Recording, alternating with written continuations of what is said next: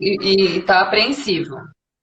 Ah, tá. Não, o indivíduo, ele tem, né, ele faz um tratamento, segue com seu cardiologista habitualmente, tá lá tomando as suas medicações, não deixe de tomar, né, vá seguindo certinho, isso é importantíssimo.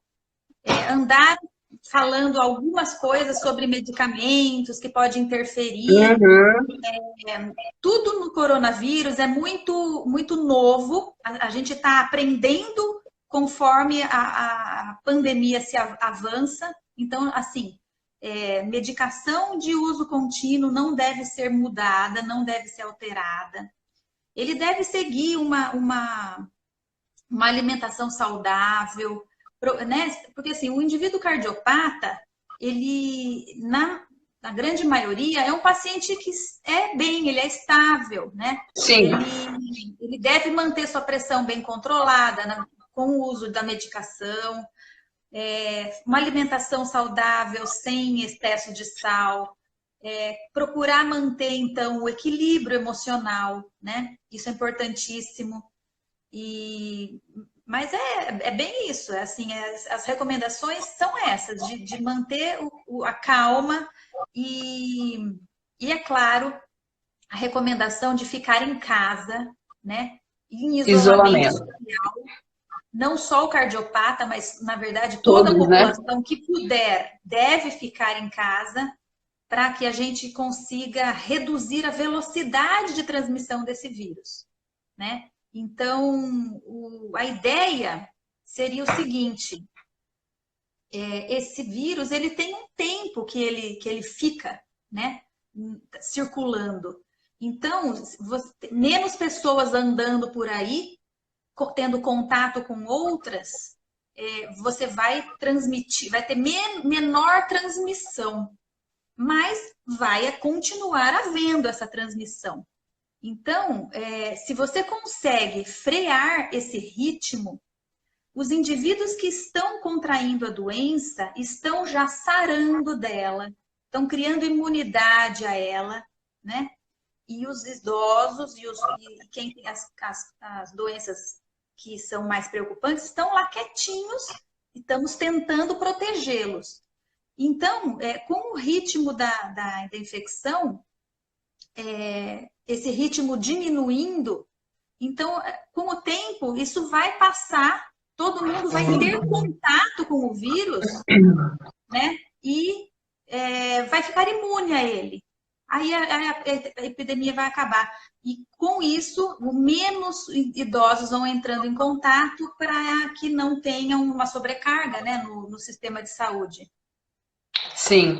Mesmo com máscara, essa é a minha dúvida da máscara.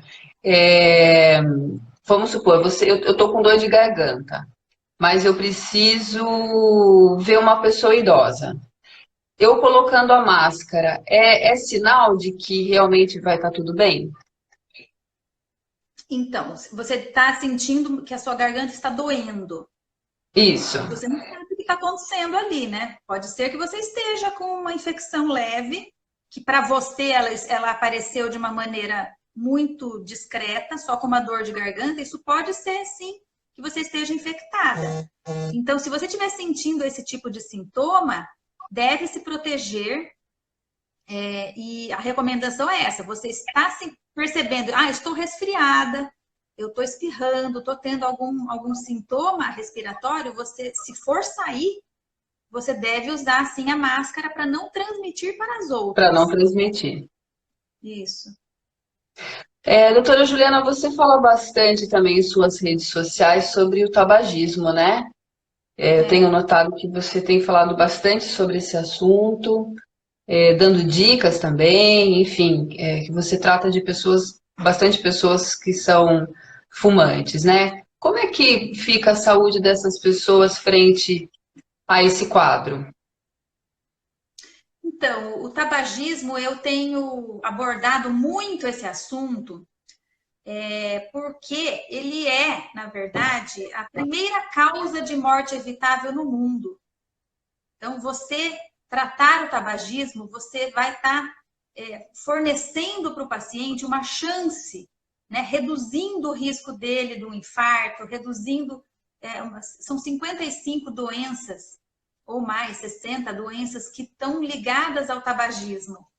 Então, é importantíssimo que a gente aborde isso, e eu tenho feito isso já com os meus pacientes, porque não é fácil tratar tabagista. É uma questão importantíssima, né? Então, imagine, Sabrina, que eu estou lá diante de um paciente no consultório, ele me procurou, porque, graças a Deus, eu tenho muito paciente que vem para se proteger. Eu quero fazer uma avaliação preventiva, eu já estou com 40 anos, né? Tem muito paciente assim.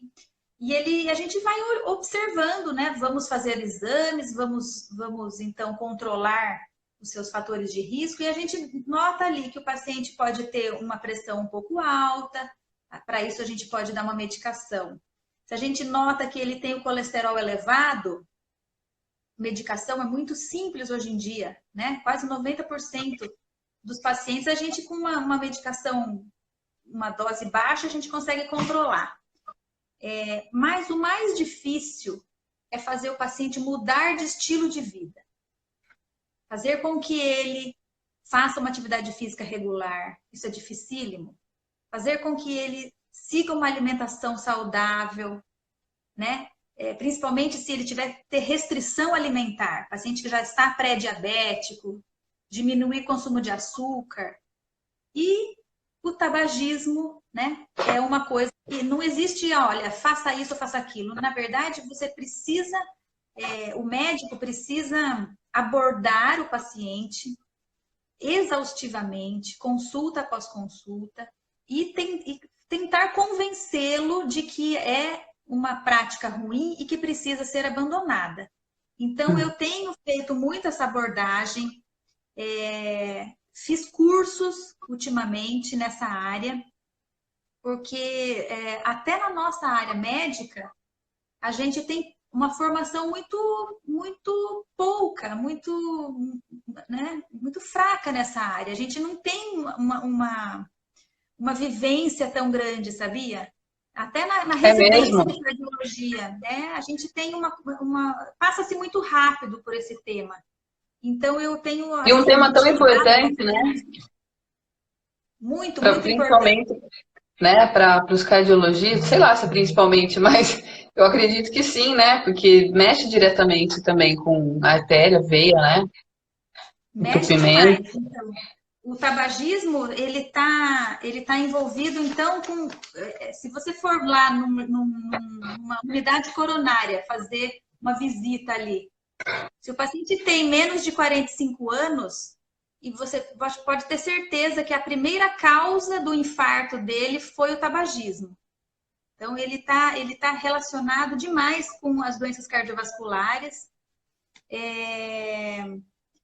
E 1/3 das mortes causadas pelo cigarro são devidas às doenças cardiovasculares. Então, a gente precisa abordar isso. Então, eu tenho feito com os meus pacientes essa abordagem. A gente tem feito, então, o tratamento que é possível. A gente tem medicações já comprovadas, o mundo inteiro usa, e isso é possível, é viável. Então, eu tenho tentado, né, fazer essa divulgação para que as pessoas saibam, e é muito gratificante ver o resultado, Sabrina. Eu imagino. Paciente Você que sabe... volta contando. Não, e muda hábito, muda a pele, muda o humor, né? Cheiro. Enfim, eu tenho experiência isso na minha família. Só um parênteses que eu quero fazer aqui, doutora Juliana, que o Heróis da Luta contra o Câncer Infantil, que é o grupo de heróis aqui de Piracicaba, que vão até o Hospital Boldrini para fazer visitas para as crianças, e que agora sou a Mulher Maravilha do grupo, que eu iria estrear agora em abril a minha visita lá como voluntária para fazer esse lindo trabalho para as crianças. E nós não vamos, por conta, né, da Covid-19, para evitar com que a gente tenha esse contato com as crianças. Então, assim, as pessoas com câncer, crianças com câncer, eles precisam muito que a gente também fique em casa para que evite, né, essa disseminação. Então, assim, a gente está ajudando não só os idosos, né, que tem problemas mais de saúde, mas também crianças, pessoas, né? Eu acho que a gente precisa alertar para que a gente fique em casa. O número está crescendo, que é a tendência, não é? Crescer esse número. Você tem alguns dados de Piracicaba, doutora Juliana, para passar para a gente, atual? Piracicaba em si, a gente não tem dados oficiais, Uhum, mas nós é. já foi feito confirmação aqui, sim. Eu peguei agora recente mesmo, viu, Sabrina? No Brasil, 1.891 casos de confirmados e 34 mortes. No mundo, passamos de 300 mil, o número atual é 332.930, com 14.500 mortes. Então, a gente vê Bastante. essa progressão geométrica mesmo, né? Assim, Muito. até se atingir 100 mil casos no mundo, levou mais de 2 meses. De 100 mil para 200 mil foram 11 dias. Dobrou. E de 200 mil para 300 mil, que nós já estamos hoje, em mais de 300 mil, foram 4 dias.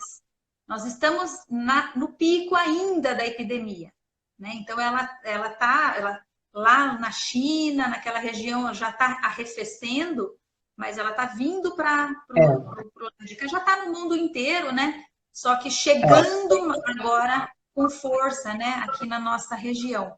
E eu parabenizo você, Sabrina, essa sua Obrigada. atitude de ir até as crianças. O Boldrini é um centro super idôneo, né? Nós temos referências Muito. desde muito tempo, né? Quem não conhece?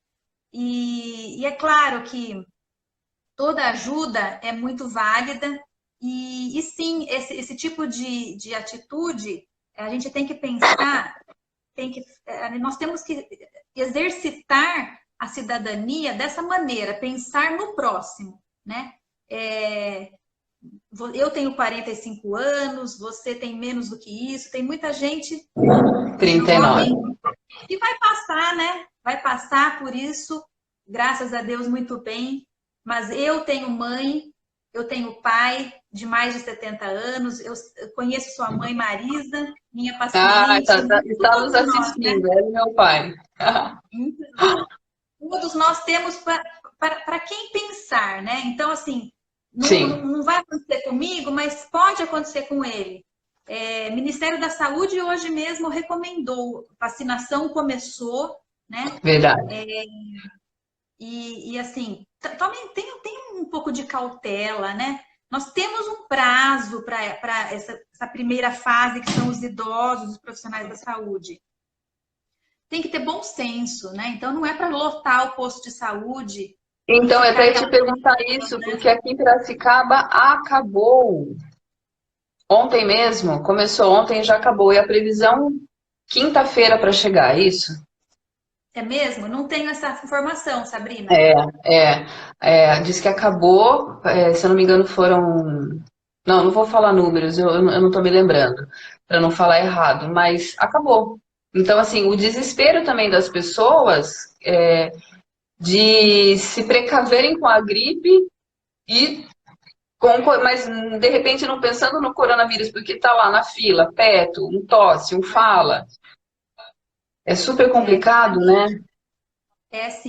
Então, Tem uma pergunta aqui, doutora Juliana, que eu acho que não tem muito a ver com a nossa informação aqui agora, mas eu vou falar de ah, qualquer forma. É a N. Stefanelli. Ela fala, doutora Juliana, fugindo um pouco do assunto, qual é a sua opinião sobre ministrar aulas de medicina pelo método de ensino à distância, em tempos como esse? Ah, essa é a Nathalie. A Nathalie, ela é uma estudante de Nathalie, medicina, ela me segue e ela faz parte de uma liga de cardiologia. É, certo. os Se você quiser alunos, responder, por favor, temos tempo. eu acho que é muito legal, porque assim, é, as pessoas estão paradas, né, Sabrina?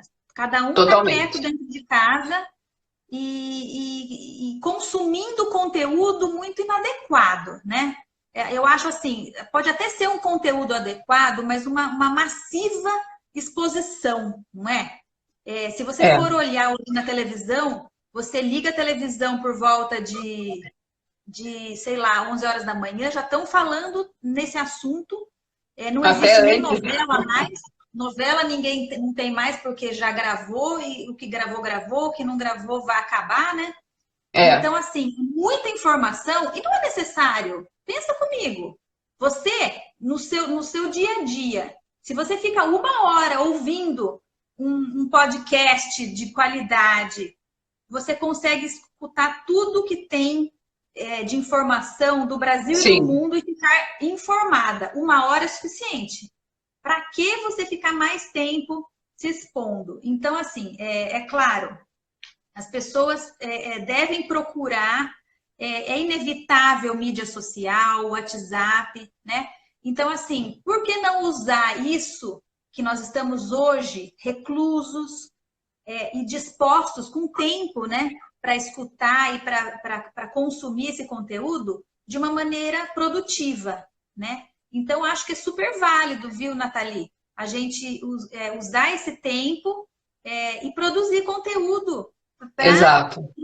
se você é um professor, você mandar para os seus alunos. A própria SOCESP, que eu faço parte, a gente está produzindo conteúdo para os nossos próprios sócios e também para a população, né? Então, a gente normalmente teria reuniões 2 vezes por mês presenciais, a gente vai continuar, na medida do possível, recebendo e nós médicos já temos isso já na nossa rotina. A gente sempre tem uma ou outra aula que nos é oferecida para assistir em casa, através do Aham. celular, né? Que a gente acessa gratuitamente numa plataforma. Muito fácil hoje em dia de fazer isso. Você pode É. interagir no final com perguntas, assim como estamos fazendo agora. Então é super bom, sim, eu acho que é válido. Eu acho que estudar é sempre válido, porque mesmo a gente parado aqui em casa, entre aspas, parado nesse sentido de a gente não poder se locomover, a gente pode É. produzir, deve, principalmente quem tem informações, como vocês da área de saúde, ajudar a gente com informações. Isso aqui que eu estou fazendo também é também gerar conteúdo, porque eu estou conversando com você, que é especialista da área, eu vou conduzindo essa conversa. Olha só, tem mais Isso. uma pergunta aqui da Priscila Negreiros. Ela colocou assim: então, aqui em Piracicaba já temos casos confirmados, mesmo que não tenha sido oficializado ainda, porque parece que demora o resultado do teste, é isso? Tem uma logística, né? Então, esse tipo de informação, ele tem notificação compulsória. Então, se o hospital, né, ele recebeu esse resultado, ele tem que notificar a vigilância epidemiológica. Então, Uhum. essa informação vai ser passada para um banco, né? Apesar de estar tudo